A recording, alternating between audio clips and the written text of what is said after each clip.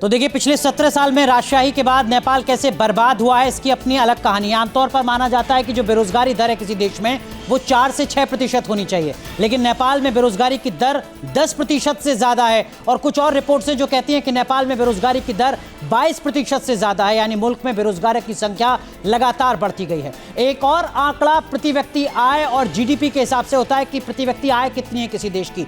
नेपाल की per capita income $1400 से कम है।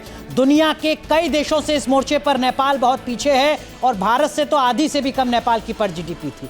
इसके अलावा कई और ऐसे फैक्टर्स हैं जिसमें खेती छोड़ने वालों की संख्या हो। नेपाल के आंकड़े बताते हैं कि हर रोज 2000 लोग नेपाल छोड़ने के लिए मजबूर थे, क्योंकि नेपाल में केपी ओली शर्मा की सरकार में रोजगार नहीं था, जिसके चलते बड़ी संख्या में लोग अपने मुल्क को छोड़ने के लिए मजबूर थे, खेती छोड़ने के लिए मजबूर थे, क्योंकि जिस तरीके की नीतियां बनाई गई उसमें किसान बर्बाद होता नजर आ रहा था। इस बीच एक बड़ी खबर आपको बता दें, काठमांडू में मीडिया हाउस पर प्रदर्शनकारियों ने हमला किया है। प्रदर्शनकारियों ने मीडिया हाउस की बिल्डिंग में आग लगा दी। द काठमांडू पोस्ट और कांतिपुर मीडिया संस्थान इसी बिल्डिंग से चलते हैं। इसी बिल्डिंग में कई और व्यावसायिक संस्थान हैं और इसी इमारत में आग लगाई है प्रदर्शनकारियों ने, जो तस्वीर इस वक्त हम आपको दिखा रहे हैं। देखिए, ये लोकतंत्र के चौथे स्तंभ को भी निशाना बनाया है प्रदर्शनकारियों ने। इससे पहले सुप्रीम कोर्ट में आग लगाई है, संसद में आग लगाई है, राष्ट्रपति और प्रधानमंत्री के आवास को भी आग के हवाले प्रदर्शनकारियों ने किया, और जो वहां के प्रमुख मीडिया हाउसेज हैं उनकी इमारतों को भी आग के हवाले प्रदर्शनकारियों ने किया है। इन इमारतों में कई और ऑफिसेज भी हैं, लेकिन जो प्रदर्शनकारियों का गुस्सा है, नाराजगी है, उसको अब कैसे शांत किया जाएगा, ये अपने आप में एक बड़ा सवाल होगा नेपाल की सेना के सामने और अगली पॉलिटिकल लीडरशिप के सामने। क्योंकि जो आक्रोश है ये पॉलिटिकल सिस्टम के खिलाफ आक्रोश है, वो पॉलिटिकल सिस्टम जो पिछले 17 साल से लगातार नेपाल की जनता को लूट रहा था, बर्बाद कर रहा था, और नेपो किड जो लगातार ट्रेंड हो रहा था, उसके पीछे भी एक बड़ी वजह यही पॉलिटिकल सिस्टम है। कुछ जरा आंकड़ों के जरिए भी आपको लगातार बता रहे हैं कि इन बीते 16-17 सालों में हालात किस तरीके से बदले, बिगड़े कहिए। नेपाल में बेरोजगारी दर 10% से ज्यादा है, जैसा हमने आपको शुरुआत में बताया कि ये 4 से 6% होनी चाहिए, लेकिन यहां पर ये इससे लगभग दुगनी थी।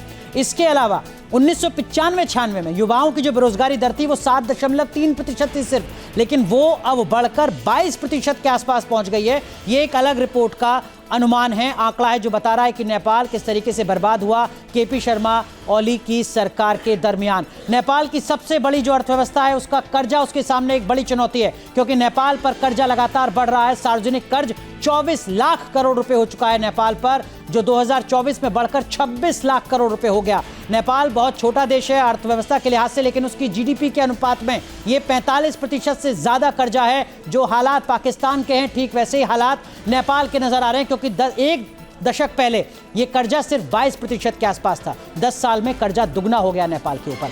नेपाल अपनी कमाई का बड़ा हिस्सा अपनी उधारी पर निपटा रहा है। करप्शन अपने आप में एक बड़ा मुद्दा है। ट्रांसपेरेंसी इंटरनेशनल के मुताबिक नेपाल की जो रैंकिंग है, रेटिंग है करप्शन के मोर्चे पर, वो काफ़ी ज़्यादा खराब है। नेपाल में खेती करने वाले लोग खेती छोड़ रहे हैं। किसी दौर में जब 70% लोग खेती करते थे, वो घटकर नेपाल में 2% रह गए हैं। ये अलग अलग आंकड़े हैं।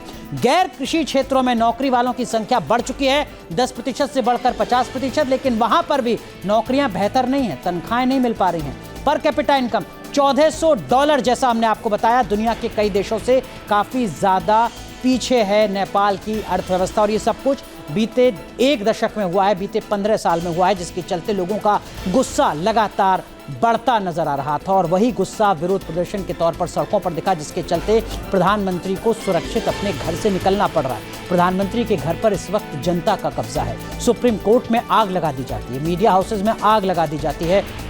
लगातार हालात बिगड़े हुए हैं नेपाल के। तो हर अपडेट लगातार हम आपको पहुंचाते रहेंगे, दिखाते रहेंगे नेपाल के। लेकिन आगे बढ़ते हैं और आपको दिखाते हैं अपना महाराष्ट्र, जहां भक्ति है हर शब्द में, कथाओं में छुपे हैं दिव्य रहस्य, और ज्योतिष देता है जीवन को दिशा। धर्म से जुड़ी हर बातों को जानने के लिए हमारे चैनल स्तुति को सब्सक्राइब करें। चैनल पर जाने के लिए इस लिंक पर क्लिक करें।